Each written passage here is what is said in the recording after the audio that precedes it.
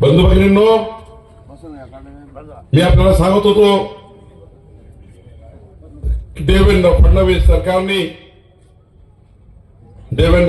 सरकारने 18 पगड जाती 12 बोलतेदार ओबीसी समाजाच्या महाज्योतीच्या माध्यमातून ओबीसी मंत्री आले अतुल सावे, जे ओबीसी समाजाच्या 353 जातीच्या समाजाकरता महाज्योतीच्या माध्यमातून या ठिकाणी मजबूत योजना तयार करण्यासाठी सरकारने विचार केला.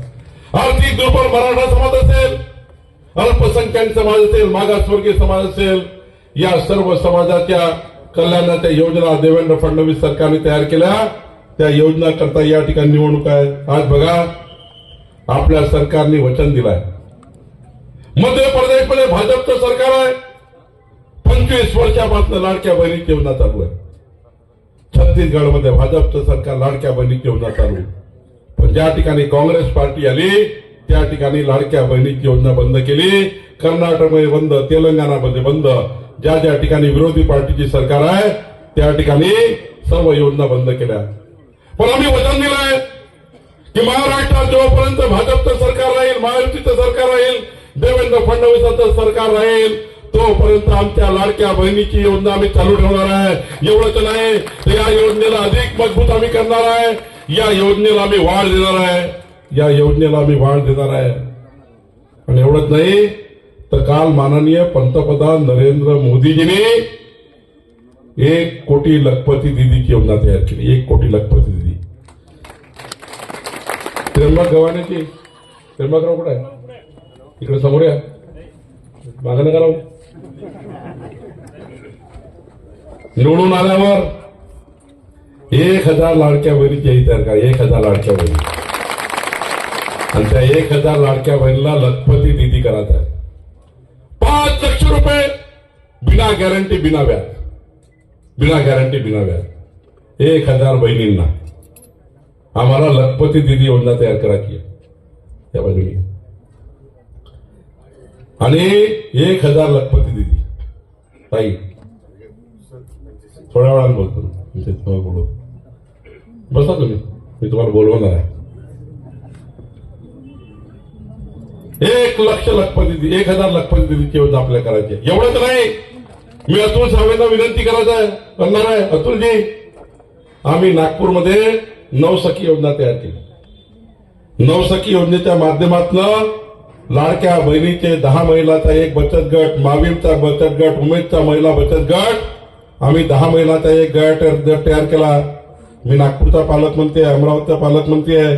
माननीय नितीन गडकरी साहेबांनी, देवेंद्रजीने, आम्ही योजना तयार केली. ती महाराष्ट्रात करायची आहे. नवसखी योजना अतुल सावेजी तुम्हाला करायची आहे.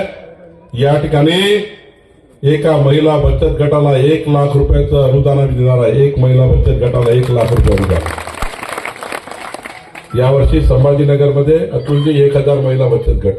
एक सिमेंट रोडचा कमी झाला चालेल, एक सिमेंट रोड कमी झाला चालेल, पण 1000 महिला बचत गटांना, 1 लाखपती गटांना आपल्याला नवसखी योजना तयार करायची आहे.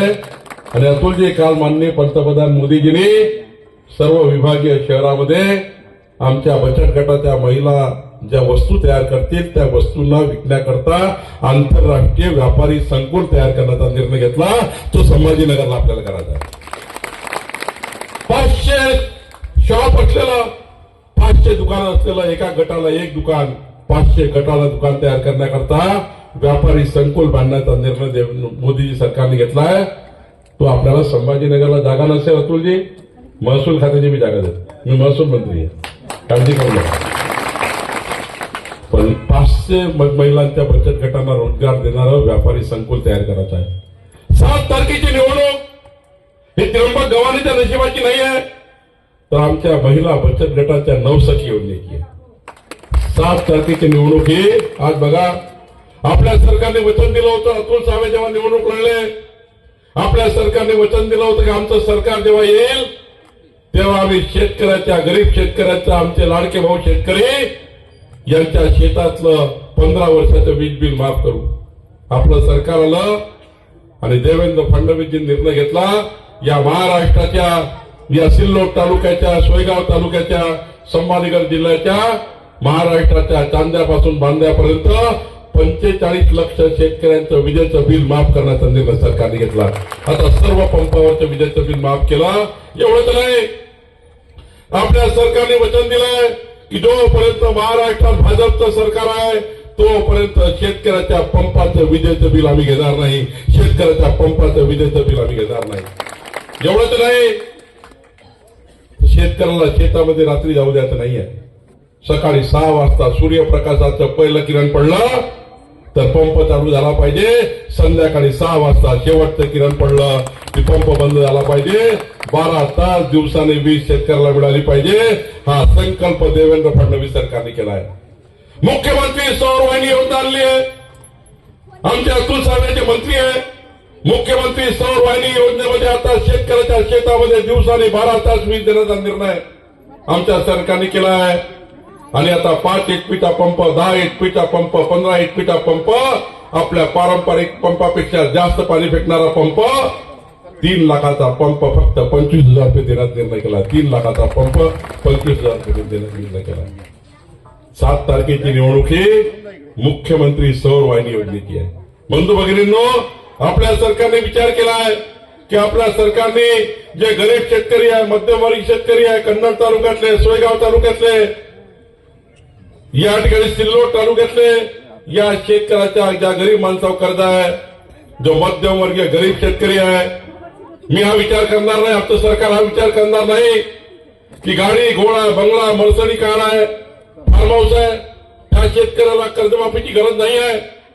पण जो गरीब शेतकरी आहे, जो राब मेहनत करतो, 40 वर्ष शेतामध्ये गेला, पण कर्ज कमी होत नाही, कर्जावर व्याज, व्याजावर व्याज, सरळ व्याज चालू आहे, पण त्या गरीब माणसाचं कर्ज कमी होत नाही. अशा गरीब शेतकऱ्याची कर्जमाफी करण्याचा निर्णय आपलं सरकार करणार आहे. गरीब शेतकऱ्याची कर्जमाफी करण्याचा निर्णय आपलं सरकार करणार आहे. आणि आमची जी समिती आहे, ही समिती हा विचार करताय नुसतं कर्जमाफ नाही तर पुढच्या काळामध्ये शेतकरी कर्जबाजारी होऊ नये याकरता आम्ही वेगळ्या योजना करतोय. कृषी संजीवनी योजना आम्ही तयार करतोय, ज्यातनं शेतकऱ्याला पुन्हा कर्ज घेण्याची गरज पडणार नाही. असा सिल्लोड तालुका निर्माण करायचा आहे.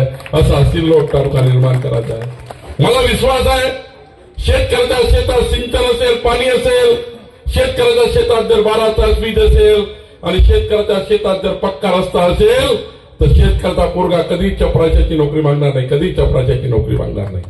बंधू भगिनींनो, आम्ही विचार केला आहे की आता विदर्भातलं वाहून जाणारं, मराठवाड्यातलं वाहून जाणारं पाणी, पावसाळ्यामध्ये पाणी वाहून जातं, कोकणातलं पाणी जातं, पश्चिम महाराष्ट्र वाहून जातं.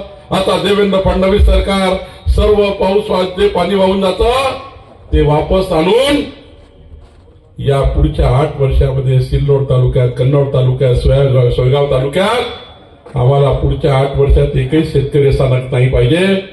असा एकही शेतकरी नको आहे ज्याच्या शेतात सिंचन नाही. 100% सिंचन, 100% सिंचन.